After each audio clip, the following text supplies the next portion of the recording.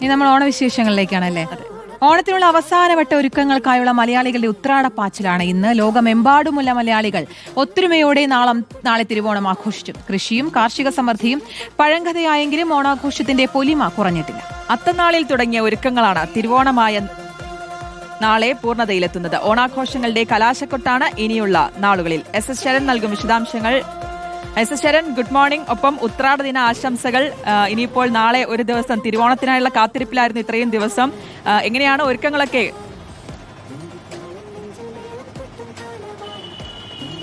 ശ്രുതി, കീർത്തന, എന്തായാലും ഉത്രാടദിന ആശംസകൾ. കഴിഞ്ഞ ദിവസങ്ങളിലൊക്കെ തന്നെ നമ്മൾ കണ്ടിരുന്നതാണ്. മലയാളികൾ എന്തായാലും ഇത്തവണത്തെ ഓണം കളറാക്കുക, അടിച്ചു പൊളിക്കുക എന്ന ഒറ്റ ലക്ഷ്യമേ ഉള്ളൂ. അതിന്റെ ഒരു വൈബൊക്കെ തന്നെ നമ്മൾ കഴിഞ്ഞ ദിവസങ്ങളിൽ കണ്ടിരുന്നതാണ്. ഇന്ന് രാവിലെയും സമാനമായി തന്നെയാണ്. നമുക്കറിയാം നാളെ തിരുവോണമാണ്, പൊന്നോണമാണ്. അപ്പോൾ സ്വാഭാവികമായിട്ടും അത് ഗംഭീരമാക്കാനുള്ള അവസാനവട്ട ഒരുക്കങ്ങളിലേക്ക് മലയാളികൾ കടന്നിരിക്കുന്നതാണ് നമുക്ക് കാണാൻ കഴിയുന്നത്. ഞാനുള്ളത് നോർത്തിലെ ഒരു പൂക്കടയിലാണ്. ഇവിടെ രാവിലെ മുതൽ തന്നെ അതിരാവിലെ മുതൽ തന്നെ ആളുകൾ എത്തുന്നുണ്ട്, പൂക്കൾ വാങ്ങുന്നുണ്ട്. ഇതിന് പുറമെ ഇവിടെ മാത്രമല്ല മറ്റ് കടകളിലൊക്കെ തന്നെ തിരക്ക് അനുഭവപ്പെട്ട് തുടങ്ങിയിട്ടുണ്ട്. നാളെ സദ്യവട്ടം ഒരുക്കണം, ഒപ്പം തന്നെയാണ് പുതിയ വസ്ത്രങ്ങൾ ധരിക്കണം, ഓണക്കളികളിൽ ഏർപ്പെടണം. അപ്പോൾ അതിനുള്ള എല്ലാ സാധനങ്ങളും ഇന്ന് വാങ്ങി പോകേണ്ടതുണ്ട്. അത്തരത്തിൽ ആളുകൾ രാവിലെ തന്നെ വന്നുകൊണ്ടിരിക്കുന്നത് നമുക്ക് കാണാൻ കഴിയുന്നത്. ചേട്ടാ, ഇത്തവണത്തെ ഓണം പ്ലാനിങ് എങ്ങനെ?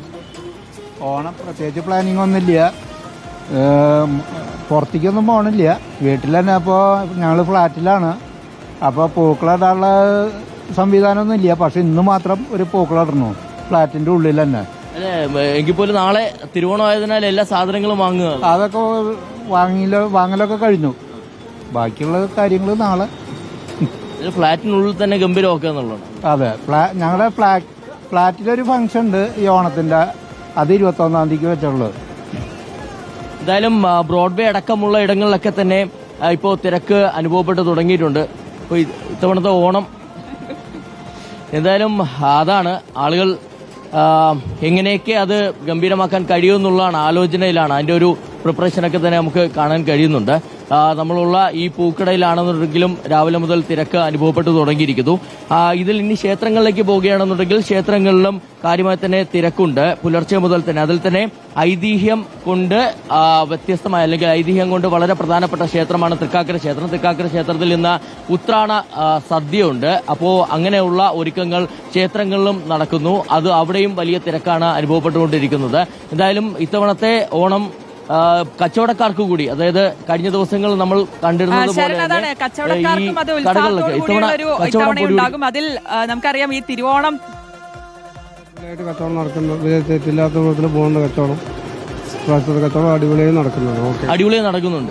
മുൻ വർഷത്തെ വർഷം അടിപൊളിയായിട്ട് നടക്കുന്ന കച്ചവടം. അതിലൊന്നും ഒരു കുറവും വരുത്തുന്നില്ല മലയാളികൾ ആഘോഷിക്കുന്ന ഒരു കുറവും വരുത്തുന്നില്ല. കേരളത്തിലെ മലയാളികൾ ഓണം ആഘോഷിക്കുന്നത് യാതൊരു വ്യത്യാസം പറ്റാതെ അടിപൊളിയായിട്ട് ഓണാഘോഷിക്കുന്നുണ്ട്. എന്തായാലും ഇച്ചിരി വിലക്കയറ്റമൊക്കെ ഉണ്ടെങ്കിൽ പോലും അതൊന്നും വകവയ്ക്കാതെ തന്നെ ഗംഭീരമാക്കുക എന്നുള്ളതാണ്. അത് അങ്ങനെയാണ് ഈ ആളുകളൊക്കെ തന്നെ ഇവിടേക്ക് എത്തുകയും സാധനങ്ങളൊക്കെ വാങ്ങിക്കൊണ്ടിരിക്കുകയും ചെയ്യുന്നത്. കച്ചവടക്കാരെ സംബന്ധിച്ചും അതൊരു ആശ്വാസമാണ്. മുൻ വർഷങ്ങളെക്കാൾ കച്ചവടം പൊടിപൊടിക്കുന്നുണ്ടെന്നുള്ളത് കൂടിയാണ് ഇപ്പോൾ വ്യാപാരികളും പറയുന്നത്. അതാണ് ശരൺ, ഈ നമ്മളിപ്പോൾ 6:30 ഉള്ളൂ. നമുക്കറിയാം ഈ തിരുവോണത്തിന്റെ ദിവസം എന്ന് പറയുന്ന പോലെ തന്നെ നമുക്ക് ആ തലേ ദിവസം ഒരു പാച്ചിൽ തന്നെയാണ്, ഉത്രാടപ്പാച്ചിൽ. എന്റെ ഒരു ആ ലാസ്റ്റ് മിനിറ്റ് നടക്കുന്ന ഒരു എന്താ പറയുക ഷോപ്പിങ്ങും തിരക്കും ഒക്കെ ഉണ്ടല്ലോ, അത് തന്നെയാണ് ഇപ്പോൾ നമ്മൾ അവിടെ കാണുന്നത്. അത് രാവിലെ തന്നെ തുടങ്ങിയിട്ടുണ്ടല്ലേ അവിടെയൊക്കെ?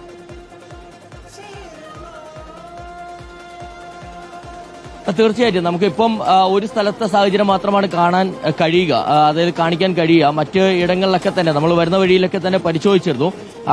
ഈ കഴിഞ്ഞ വർഷങ്ങളിലൊക്കെ തന്നെ സമാനമായി നമ്മൾ ഉത്രാട ദിന ലൈവിനായിട്ടും ഒക്കെ തിരുവോണ ദിന ലൈവിനായിട്ടും ഒക്കെ തന്നെ ഇറങ്ങിയിട്ടുള്ളതാണ്. അപ്പോഴൊന്നും കാണാത്ത ഒരു തിരക്ക് ഇത്തവണ ഉണ്ടെന്നുള്ളതാണ്. നമ്മൾ വരുന്ന വഴിക്ക് പരിശോധിച്ചിരുന്നു. മാർക്കറ്റുകളിലാണെങ്കിലും ഞാൻ സൂചിപ്പിച്ചതുപോലെ നാളെ തിരുവോണമാണ്. അപ്പോൾ സ്വാഭാവികമായിട്ടും അത് കളറാക്കാനുള്ള എല്ലാവിധ ഒരുക്കങ്ങളും അത് ഇന്ന് പുലർച്ചെ മുതൽ തന്നെ, ഇന്ന് രാവിലെ മുതൽ തന്നെ തുടങ്ങുന്നതാണ് നമുക്ക് കാണാൻ കഴിയുന്നത്. സാധാരണഗതിയിൽ ഉച്ചയ്ക്ക് ശേഷമൊക്കെയാണ് യഥാർത്ഥത്തിൽ ഒരു ഉത്രാടപ്പാച്ചിൽ എന്നൊക്കെ പറയാൻ കഴിയുക. ഉച്ചയ്ക്ക് ശേഷമാണെന്നുണ്ടെങ്കിൽ അത് രാവിലെ തന്നെ തുടങ്ങിയിരിക്കുന്നു എന്നുള്ളതാണ്. അങ്ങനെ എല്ലായിടങ്ങളിലും കാര്യമായ തിരക്ക് അനുഭവപ്പെട്ട് വരുന്നതാണ് കാണാൻ കഴിയുന്നത്. ഇതോടൊപ്പം തന്നെയാണ് ഞാൻ സൂചിപ്പിച്ചതുപോലെ ക്ഷേത്രങ്ങളിലും സമാനമായി തന്നെ ക്ഷേത്രങ്ങളിൽ നല്ല തിരക്ക് അനുഭവപ്പെട്ട് തുടങ്ങിയിട്ടുണ്ട്. അതിന്റെ ദൃശ്യങ്ങളും വൈകാതെ തന്നെ നമുക്ക് പങ്കുവയ്ക്കാൻ കഴിയും. പ്രത്യേകിച്ച് തൃക്കാക്കര അടക്കമുള്ള ക്ഷേത്രങ്ങളിലൊക്കെ തന്നെ ഒരുപാട് ഭക്തർ എത്തിക്കൊണ്ടിരിക്കുകയാണ്. ശരി, ശരണാണ് വിശദാംശങ്ങൾ നൽകിയത്. അപ്പോൾ happy Onam, advance happy Onam Sharan. അപ്പോൾ വിപണികളും ക്ഷേത്രങ്ങളും ഒക്കെ സജീവമായി അല്ലെ ഓണാഘോഷത്തിനുള്ള ഉത്രാടപ്പാച്ചിലേക്ക് ഉത്രാടപ്പാച്ചിലേക്ക് കടന്നു. അപ്പോൾ നമുക്ക്